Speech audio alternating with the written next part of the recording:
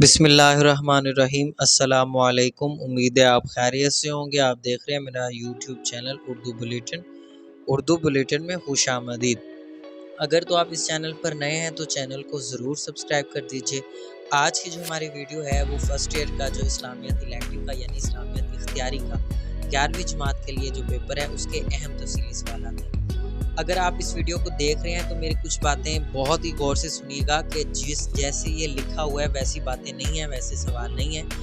कुछ आपने स्कीम पर गौर करना है, कुछ बातों पर गौर करना है। यूँ आपके जो ये तफसीली सवाल है मैंने 10 निकाले हैं, तो आपका जो पेपर है उसमें से जो तफसीली हिस्सा है वो 30 नंबर का है, तो इंशाल्लाह उसमें से 28 या 29 नंबर आपके आ जाएंगे अगर तो आप इस तरीके से तैयारी करें और आप यही सवाल बस तैयार करें।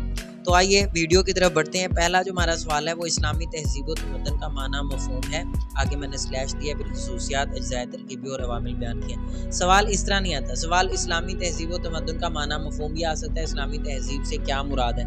बच्चे आप लोग कंफ्यूज हो जाते हैं। आपने कंफ्यूज नहीं होना, आपने परेशान नहीं होना, सिर्फ वो स्टेटमेंट चेंज करता है। इस्लामी तहजीब का माना मफहूम पूछ ले, मफहूम पूछ ले, मुराद क्या है, इस्लामी तहजीब क्या है, और अज्ज़ाए तरकीबी पूछ ले, अवामिल पूछ ले। तो इस तरीके से सवाल का जो है सबसे पहले आप माना मफहूम खुद ही बताएं, वो पूछे ना पूछे।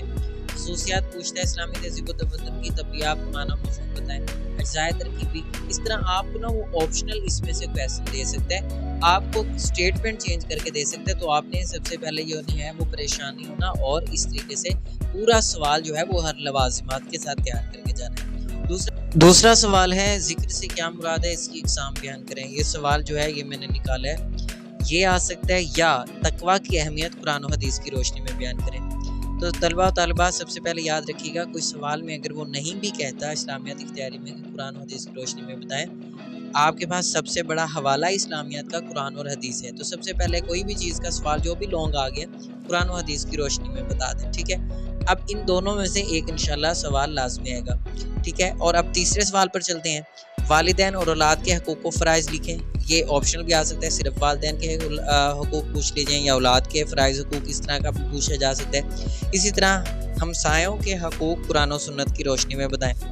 इन दोनों सवाल में से एक सवाल जो है वो आएगा, ठीक है। अगला सवाल देखते हैं। चौथा सवाल है इस्लामी रियासत के क़याम के मकासद लिखें। नेज़ इस्लामी रियासत के खसूसियात खुदोखाल, कोई भी लफ्ज़, यानी मैंने स्लैश लिखा है, खसूसियात भी पूछ सकते हैं, खुदोखाल भी। तो आपने परेशान नहीं होना, ये एक ही टर्म है, ठीक है, ये मुतबादिल अल्फाज हैं, तो स्टेटमेंट चेंज करेगा। मैं आपको यही बताना चाहता हूँ कि लकीर के फ़कीर बनने के बजाय स्टेटमेंट पर गौर करें। कहीं पे भी इस्लामी रियासत के बारे में पूछा गया खसूसियात खुदोखाल या इससे स्टेटमेंट मिलती जुलती बनाई गई है, तो आपको ये सवाल यानी कि अटैम्प्ट करके आना है। अगले सवाल की तरफ बढ़ते हैं। अगला पाँचवा सवाल जो है वो हमारा है आली ज़िंदगी से क्या मुराद है, नेज़ इसके मकासद और खसूसियात लिखें, ठीक है। तो आली ज़िंदगी का माना मफहूम और इसकी अहमियत और कोई भी इसकी टर्म इस्तेमाल करके मकासद और खसूसियात, तो आपने यानी ये सवाल भी कर लेना। छठे नंबर पर है जिहाद का लुग़वी और इस्लाही माना। ये भी पूछा जा सकता है स्टेटमेंट चेंज करके कि जिहाद से क्या मुराद है। जिहाद के फ़ज़ाइल पूछे जा सकते हैं, उसके बाद इक़साम पूछी जा सकती हैं, ज़रूरत, इसकी अहमियत, कोई भी एक यानी कि इसके ऑप्शनल या जुज़वी इसका तो टर्म या इस्तिलाह इस्तेमाल करके आपसे सवाल किया जा सकता है। सातवें नंबर पर सवाल है, वो दो सवाल बनते हैं जो कि मेरे गेस्ट पेपर में बहुत अहम है, और हिजरत मदीना के असबाब, असरात, वाक़यात, ठीक है। इनमें से दो इस्तेमाल टर्म कर सकते हैं। हिजरत मदीना के असबाब और असरात पूछ सकते हैं, हिजरत मदीना के असबाब और वाक़यात पूछ सकता है, और असरात की जगह नताइज का लफ्ज़ भी जो है वो इस्तेमाल किया जा सकता है। इसी के साथ अगर ये सवाल नहीं आता तो स्कीम में इसके मुतबादिल एक सवाल है सुलह हुदैबिया, मैंने या दरमियान में डाल दिया, ठीक है। ये आपने सवाल दोनों तैयार करने हैं, इन दोनों में से एक आना है। इस तरीके से कैसे ये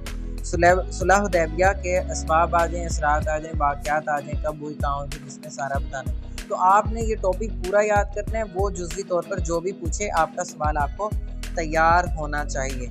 गेस्ट पेपर का जो अगला क्वेश्चन 8वां सवाल है वो है खिलाफत राशिदा की खसूसियात बयान करें।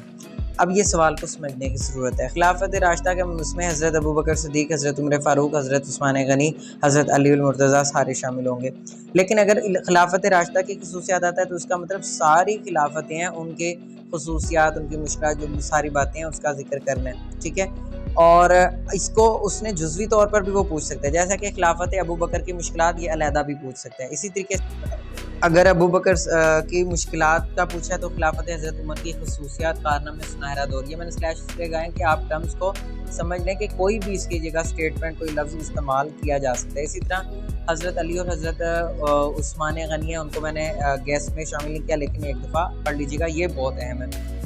और हमारा जो अगला सवाल है 9वें नंबर पर, वो सवाल है खिदमत खल्क से क्या मुराद है। ठीक है, नेज़ हज़रत मोहम्मद सल्लल्लाहु अलैहि वसल्लम की ज़िंदगी से, उसवा हसना से, उनकी खिदमत खल्क की मिसालें दें, अखलाक कि आपके अखलाक कैसे थे। ठीक है, सवाल की स्टेटमेंट भी चेंज कर सकता है कि उसवा हसना, उसवा मोहम्मदी से मिसालें दें कि खिदमत खल्क सल्लल्लाहु अलैहि वसल्लम में कैसे आप खिदमत दूसरों को शिरकत किया करते थे। तो स्टेटमेंट पर गौर कीजिएगा और सवाल को समझ लीजिएगा। 10वें नंबर पर मैंने कुछ मुतफरिक उन्वानात रखे हैं। उन उन्वानात में पहले नंबर पर सिला रहमी है, इसको पढ़ लीजिएगा कुरान और हदीस की रोशनी में। तबलीग क्या है, माना मफहूम क्या है, और मुबल्लिग क्या।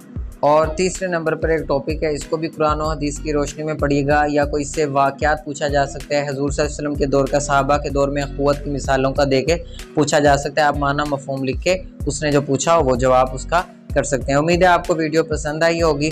हमारे चैनल को सब्सक्राइब कीजिए। अल्लाह आपका हामी और नासिर हो। अल्लाह हाफ़िज़।